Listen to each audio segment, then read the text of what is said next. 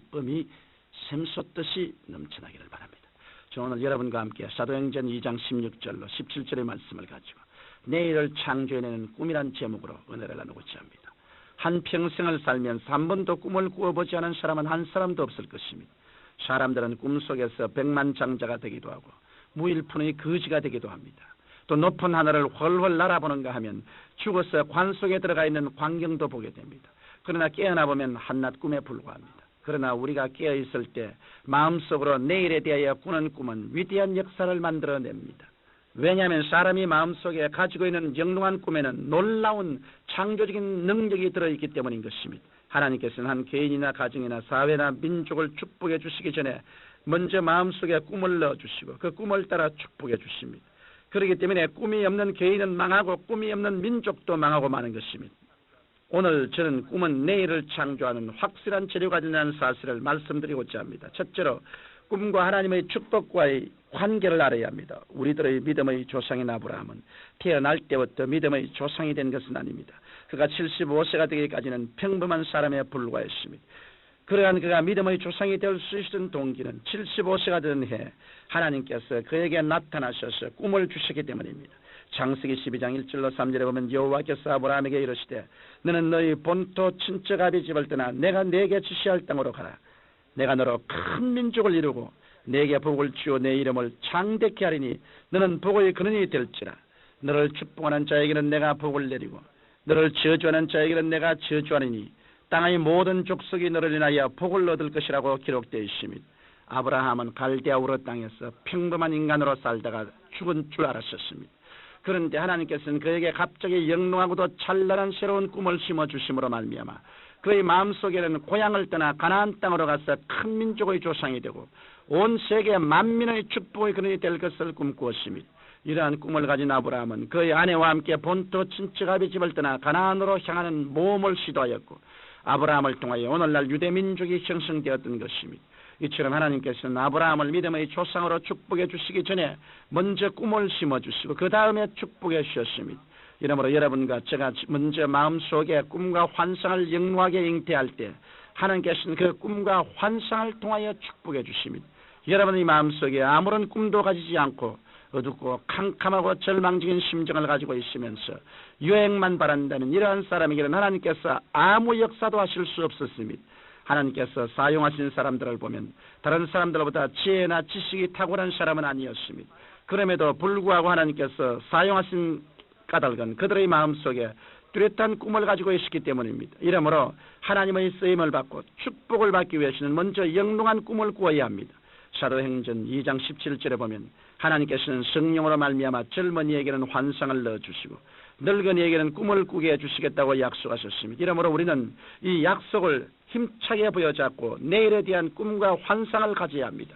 그래야 할 때 뚜렷한 꿈을 간직한 아브라함에게 축복이 있었던 것처럼 하나님께서는 영롱한 꿈을 가진 우리들에게도 반드시 축복하실 것입니다. 둘째로 그러면 구체적으로 꿈을 성취하기 위해 인간편에서 무엇을 해야 할까요? 먼저 꿈을 성취하기 위해서는 목표를 분명히 해야 합니다. 오늘날 너무나 많은 사람들이 막연한 기대 속에 살아갑니다. 막연한 기대는 그것이 형체가 있는 실제로 변화될 수 없습니다. 사람의 얼굴을 그리려면 이목구비를 뚜렷하게 그려야 합니다. 둥글게 원만 그려서는 사람의 얼굴이라 할 수 없습니다. 이와 마찬가지로 여러분의 꿈을 이루기 위해서는 목표를 분명히 해야 합니다. 종이를 펼치고 목표를 구체적으로 조목조목 적어보아야 합니다. 그래서 여러분이 안전하거나 전학기나 여러분의 목표가 영롱해져야 합니다. 제게 신앙상담을 하기 위해 찾아오는 많은 불우한 사람들 중에 대부분은 자기가 무엇을 해야 할지 모르는 사람들이었습니다.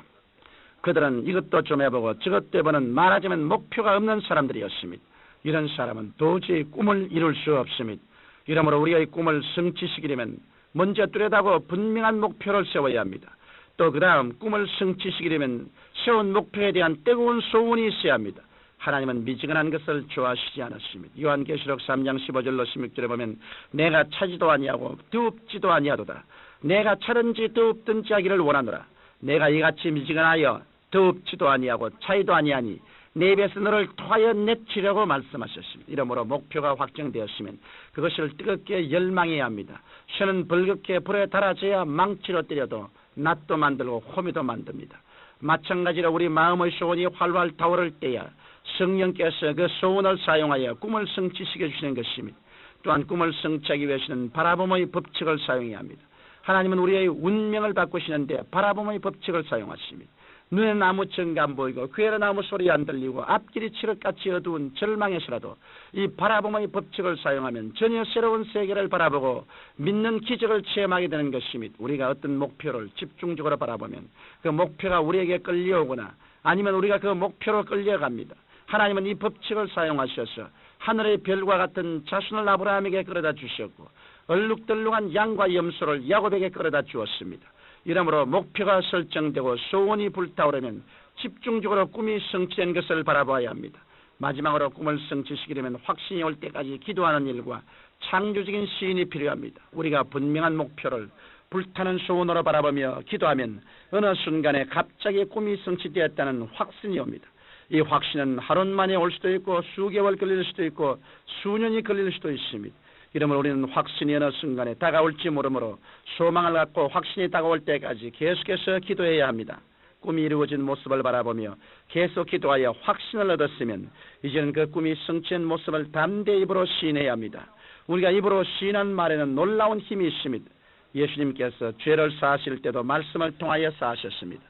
병든 자를 고치실 때도 말씀으로 하셨습니다. 이처럼 말에는 꿈을 현실로 하는 창조적인 능력이 있는 것입니다.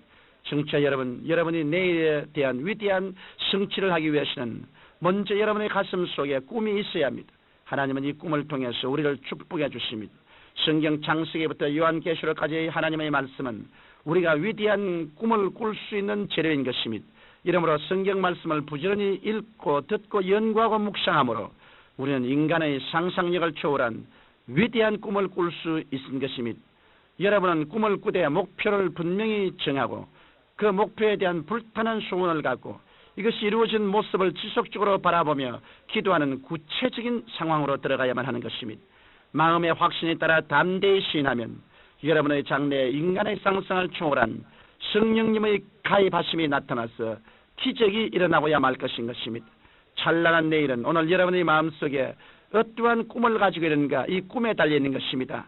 꿈을 갖고 그것을 성취하기 위한 확실한 구체적인 목표와 계획을 세우고 이를 항상 가슴에 간직하고 바라보게 될 때 하나님의 성령의 역사는 일어납니다. 살아계신 아버지 하나님, 모든 청취자들이 꿈을 갖고 믿음으로 살아가게 도와주옵소서. 예수님 이름으로 기도합니다. 아멘.